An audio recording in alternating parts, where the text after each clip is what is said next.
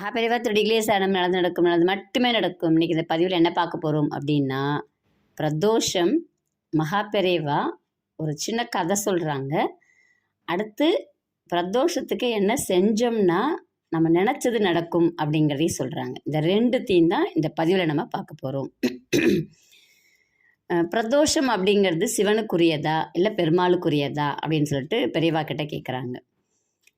பெரியவா என்ன சொல்கிறாங்க அப்படின்னாக்கா, ஹரியும் சிவனும் ஒன்று தான்.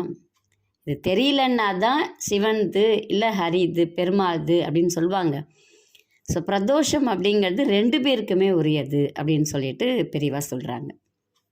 எல்லாருமே என்ன கேட்குறாங்கன்னா, சிவன் தானே விஷம் அருந்தினார் அந்த 4:6 தினமுமே பிரதோஷ டைம் தான். 4:6 விஷம் அருந்தினாங்க. அதனால் அவருடைய கழுத்தை பார்வதி பிடிச்சிட்டாங்க. அதனால் விஷம் அங்கேயே நின்றுடுச்சு. அதனால் நீலகண்டன் அப்படின்னு பேர் இருக்குது. ஆனால் இவருக்கு ஏன் அப்படின்னு சொல்லும்போது பெரியவா என்ன சொல்கிறாங்கன்னா, நகம் ஆயுதமாக வச்சு தான் செஞ்சாங்க. அதனால தான் சாயந்தரம் வேளையில் நகம் வெட்டக்கூடாது, கடிக்கக்கூடாதுன்னு சொல்லுவாங்க.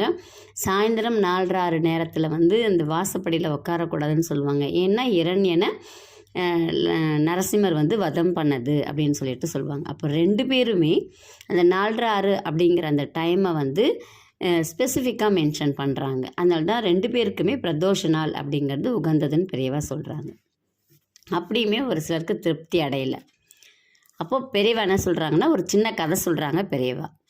என்ன கதை சொல்கிறாங்கன்னா, சிவபெருமான் கைலாசத்தில் இருக்காங்க, பெருமாள் வைகுண்டத்தில் இருக்காங்க. தினமுமே என்ன பண்ணுவாங்களா, 4:6 அப்படிங்கிறச்சு யாரையுமே பார்க்க மாட்டாங்களாம். ரெண்டு பேருமே எல்லாரையுமே வெளில போக சொல்லிடுவாங்களாம். அதாவது பார்வதியுமே வெளில போக சொல்லிடுவாராம் சிவபெருமான், பெருமாள் லக்ஷ்மியுமே வெளில போக சொல்லிடுவாங்களாம். யாரையுமே உள்ளே சேர்க்க மாட்டாங்களாம். ரெண்டு பேருமே தியானம் பண்ணுவாங்களாம். ஆனால் என்ன பண்ணுறாங்க, ஏன் பண்ணுறாங்கன்னு யாருக்கும் தெரியல. இப்போ சிவபெருமானுக்கு வாகனமாக யாரை சொல்லுவோம், நந்தியம் பெருமானை சொல்லுவோம். பெருமாளுக்கு யாரை சொல்லுவோம் அப்படின்னா கருட பகவானை சொல்லுவோம். இவங்க ரெண்டு பேருமே ஒரு டைம் மீட் பண்ணுறாங்க. ரெண்டு பேருமே என்ன சொல்கிறாங்கன்னா, நானும் வந்துட்டு ஒரு கேள்வி கேட்கணுன்னு இருக்கேன் அப்படின்னு சொல்லிட்டு நந்தியம் பெருமான் கருட பகவானை பார்த்து சொல்கிறார். கருட பகவான் நந்தியம் பெருமானை பார்த்து சொல்கிறார். ஸோ கருடன் என்ன சொல்கிறாருன்னா, நான் ஃபஸ்ட்டு சொல்லிடுறேன் உங்ககிட்ட அப்படின்னு சொல்லிட்டு கருட பகவான் சொல்கிறார். என்ன சொல்கிறாருன்னா, தினமுமே 4:6 டைம் அப்படிங்கிறச்ச யாரையுமே உள்ளே சேர்க்க மாட்டேங்கிறார் பெருமாள், எல்லாரையுமே துரத்தி விட்டுறாரு. என்ன தான் பண்ணுவாங்க அப்படின்னு சொல்லிட்டு கருட பகவான் நந்தியம் பெருமான்கிட்ட கேட்குறார். நந்தியம் பெருமானும் இதே கேள்வி தான் நான் உன்கிட்ட கேட்கணும்னு நினச்சேன். பார்வதியும் வெளில துரத்தி விட்டுறாரு, எல்லாரையுமே வெளில போக சொல்லிட்டு அந்த 4:30லேருந்து 6 என்ன பண்ணுறாருன்னே தெரிய மாட்டேங்குது. இது என்ன நடக்குதுன்னு தெரியணும் நமக்கு அப்படின்னு சொல்லிட்டு அவரும் கேட்குறார். அப்போது ஒரு நந்தியம் பெருமான் ஒரு ஐடியா கொடுக்குறார். தினமும் நான் என்ன பண்ணுறேன், 4:6 நாளைக்கு நான் வைகுண்டம் வந்துடுறேன். அந்த டைம் நமக்கு வேலை கிடையாது. ஏன்னா அவங்க ரெண்டு பேருமே தியானத்தில் இருக்க போகிறாங்க. நீ என்ன பண்ணு, கைலாசம் வந்துரு. அப்போ ரெண்டு பேரும் மாறி போய் என்ன பண்ணுறாங்கன்னு பார்ப்போம் அப்படின்னு சொல்லிட்டு நந்தியம் பெருமான் சொல்கிறார்.